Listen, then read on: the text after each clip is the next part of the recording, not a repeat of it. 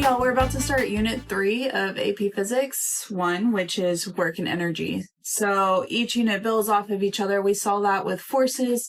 Sometimes it actually asks you about like displacement or time traveled, and forces tied to acceleration, and acceleration led back to the first unit. Work and energy will do the same thing. Work is a force applied over a distance, so we're dealing with forces in that situation. And then with energy, we actually have two types of energy we're going to focus on, kinetic and potential. Kinetic deals with the velocity of an object. So again, going back to the first unit, kinematics of motion. And then potential energy deals with position above, ground zero. If it's gravitational potential energy, it deals with the height above the reference point. And then we also have spring potential energy, which it's kind of like Hooke's law, but in the format of kinetic energy, where it's 1/2 kx squared. So just make sure you remember the previous units because it does all build off itself. Some things that we're going to add to this unit, work is represented with a W, and the units are joules. The unit joules can be broken down into newtons times meter. We haven't looked at the formulas yet, but so some things we're going to add to this unit. First of all, work is represented with a W. The units for work are joules, and we haven't really talked about formulas yet, but the formula for work is a force times the displacement. And the unit for force is newtons, and the unit for displacement is meters, and so that's where you get the base units for joules. A joule is a newton times a meter, which if you forget that, just think about the formula and the base units for the variables. The good news, work and energy is represented with the same unit. Energy is also represented with joules, no matter what type it is. So kinetic energy is joules, potential energy is joules. And then we will also be talking about power. This W is actually for watts, not work. And then a watt is the amount of joules per second. So the amount of work or energy per second. Just be careful because some reference material uses PE for potential energy, and I actually do have a tendency to use that as well. But on the formula charts for AP Physics, they actually refer to potential as U. The only thing I can think of is that P is power, and so they wanted to differentiate, but I really honestly don't know why they use a U for potential. It may have a sub G or sub S, and that's for gravitational or spring. Here's all the formulas, but we'll go through them one at a time. Let's start with the energy. So for energy, there's a few that we're going to focus on. We're going to first focus on potential for gravity, gravitational potential energy, which is mass times gravity times height. This formula is if you're on Earth. There is another formula with a sub capital G, and that one is for any two objects in the universe, which we're going to go over in a separate unit. AP Physics used to have a separate unit for gravity and also circular motion, and that's what I'm still going to do, but they actually got rid of that unit and kind of worked it into the units they belong in. But we're going to focus on just the Earth for this unit, so we're just going to do m times g times height. We also have elastic potential, or use spring, which is 1/2 kx squared. Don't forget that k is the spring constant, which should be given to you, or that's what you will be solving for. The spring constant is the stiffness of the spring, and then the x is the amount it's either stretched or compressed from equilibrium. For kinetic energy, there's lots of different types of kinetic, but we're going to focus on the motion of the object, so just 1/2 times the mass of the object times velocity squared. Okay, so there's something we have to talk about for energy. First, we have to talk about the law of conservation of energy. So the law of conservation is for the whole universe. The energy in the universe is constant. So no energy is ever lost or gained. It can be transferred to and from objects.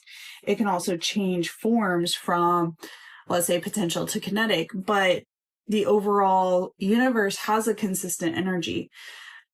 The problem is for physics, we don't consider the whole universe all at the same time. That would be too complex. What we do is we look at a system. And that's where you draw like an imaginary boundary around either one object, or it could be multiple objects. But you just look at your boundary that you've defined and decide what's coming in or out of the system. So if you're just considering a system, the energy of the system should be conserved unless there is some type of work, which is either an energy gain or energy loss. So work being done on the system would be a positive energy change.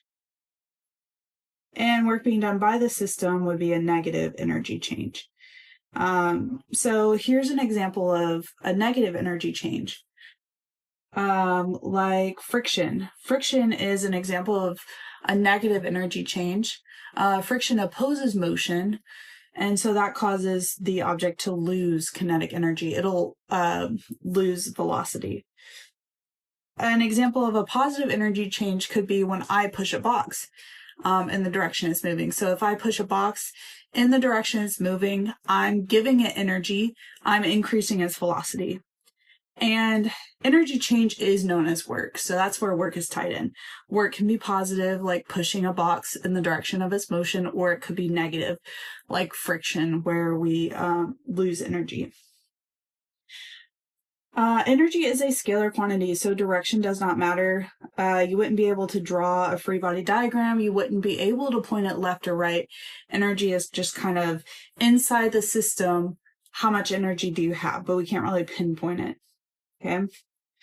I just went through the different types of energy. Gravitational is a type of potential which is stored in an object due to position. Usually, the ground would be a height of 0, but you could actually make it whatever you want. It doesn't have to be the ground is 0. It could be something else. As long as you keep it consistent, then the math should work out. You also have elastic potential energy in springs, which is stored from an object being stretched or compressed. And it's 1/2 kx squared. So actually, since the displacement, or x, is squared, it really doesn't matter if it's negative or positive, stretched or compressed, it's squared, and so the negative or positive would go away. Kinetic energy is energy due to motion. And they may ask you a lot of questions about how are kinetic energy and velocity related. So let's just look at that real quick. Let's say my velocity was doubled. How would kinetic energy change? Okay, so what we have to do is look at the formula. If it's 1/2, the mass stays the same, but the velocity is doubled. Velocity is a squared value in that equation. So if you double velocity, the kinetic energy would actually increase by a factor of 4. Because it's not just doubled, it's 2 squared, which would be 4 times the velocity, 4 times the kinetic energy. You could do the same thing. What if our velocity was 1/3 of what it used to be? How would your kinetic energy be affected? But really, you just have to realize that velocity is a square term. So 1/2 times mass times 1/3 velocity squared would give you 1/9 of the kinetic energy. Okay, so they do like to ask a lot of questions about, like, if kinetic energy is doubled, how would your velocity be affected, and stuff like that. So you need to know how to deal with that. Okay, so let's just do some basic examples. 6 kilogram object moves at 10 meters per second. What is the kinetic energy?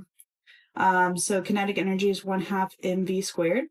So I'm just going to do 1/2 times 6 times 10 squared, which is 100, 600, 300 joules. An object moving at 7 meters per second has a kinetic energy of 200 joules. What is its mass? Okay, so we're going to start with our base formula. Rearrange for mass, and so I'm going to move the 1/2 by multiplying by 2. And then we don't need a square root. The mass is not being squared, velocity is being squared, and we can just move that over by dividing. So it looks like we're going to be doing 2 times kinetic energy divided by the velocity squared.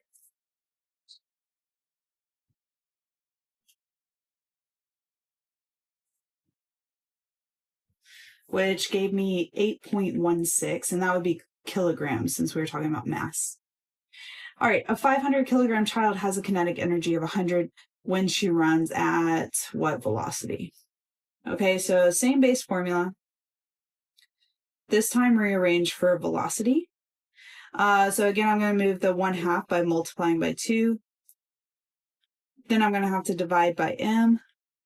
And you will have to square root to get the velocity by itself. So I'm looking at doing the square root of 2 times the kinetic energy divided by the mass.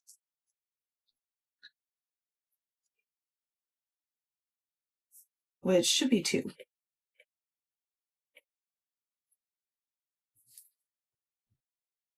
Okay. The potential energy of 4 kilogram mass held at 2.5 meters above the ground is. So we're just looking for potential. Oh, already did it. We use a U for potential. We're talking about gravity, so we just need to do mgh. Okay, so we have a mass of 4, gravity is 9.8, and 2.5 meters above the ground. We're just going to assume the ground is height of 0, as we should probably assume. And so it looks like we have 98 joules worth of potential. Remember, energy is measured in joules, so potential, kinetic, it doesn't matter. The unit for it is joules. Okay, an 18 kilogram object having a potential energy of 220.5 joules must be at what height? Okay, so we're going to do U equals mgh, solve for height, which potential is really easy to rearrange. We're going to have to do the potential divided by the mass times 9.8.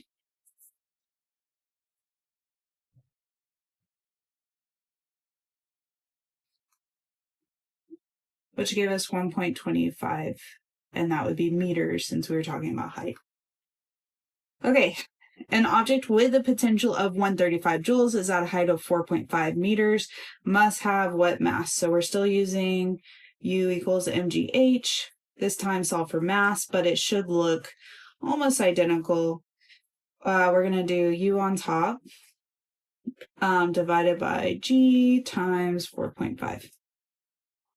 Okay, so I'm going to do 135 divided by 9.8 times 4.5.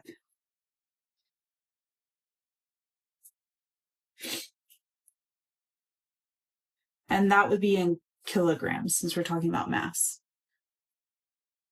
Okay, an object with a mass of 15 kilograms has a total mechanical energy. All right, so mechanical energy is just the total energy of the system with the 2 energies that we talked about, kinetic and potential. So kinetic and potential all added together. It could be gravitational potential or spring or both, but just all the energy added. So we know the total energy is 540. It's at a height of 3.4. What is the object's kinetic energy? Okay, well, let's start with our base. We know the mechanical energy is the kinetic energy plus potential. It did want to know the kinetic energy, so I'm going to rearrange by doing mechanical energy minus potential. But unfortunately, I do have mechanical energy directly. It's 540, but I don't have potential energy given to me directly. So I'm going to have to replace it with a formula. So I'm going to have to do mechanical energy minus mgh equals kinetic energy, which will be fine. Shouldn't be a big deal. So 540 minus 15 times 9.8 times 3.4. Okay, so let's type that in.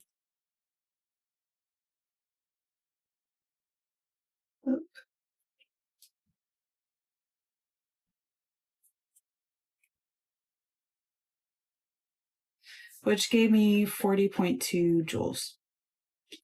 But then it wants to know the velocity. So what I can do is take the kinetic energy I just found and rearrange for velocity. which we did in the previous page. So I'm just going to do it real quick. And then we're going to plug in the 40.2 that we just found for the kinetic energy.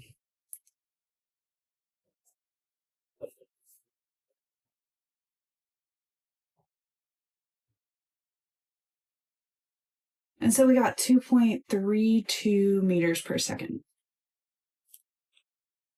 Okay, in the figure below, the balls are traveling in different directions. The ball have the same size and shape, but they may have different masses and are traveling at different velocities. Rank the kinetic energy. So first of all, let's look at kinetic energy. Kinetic energy is 1/2 mv squared, so the mass will matter, and the velocity will matter, but the velocity being negative or positive will not make a difference. And that's because velocity is squared. So squaring a negative makes a positive, and squaring a positive is a positive. So it really won't matter if it's negative 2v or positive 2v. Both should come out the same kinetic energy. Okay? So let's just plug in for kinetic energy 1/2. This mass is 2m, and the velocity is just regular v squared. I'm going to collect all my numbers. So 2 divided by 2 is 1, and only the velocity is squared. So it's just mv squared. The numbers ended up canceling. Okay, the next one I have 1/2 times 2m times 2v squared. And notice 2v, both things will be squared. So this is actually 4v. So when I simplify my numbers, 1/2 times 2 ends up canceling. So I just get m. But then I get times 4 times v squared. So I end up with 4 mv squared. Okay, the next one I have 1/2. My mass is 4m, and my velocity is just regular v squared.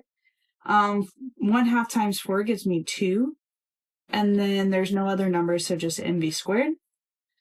Last but not least, I have 1/2 times m times 2v squared. So again, another situation where 2v, both things will be squared, and so that's really 4v. So if I have 4v and then I have the 1/2 out in front, that would cancel out and give me 2 mv squared. So it looks like my highest potential is B. Then C and D are equal, and A is my lowest kinetic energy. Okay, so that's it for the different types of energy. Just in general, we'll be working more with kinetic than potential overall, but potential is still just as important. It's just that for AP Physics, they define work as being a change in kinetics specifically. But just make sure you know how to use both kinetic and potential energy. And also remember that mechanical energy is both of them added together.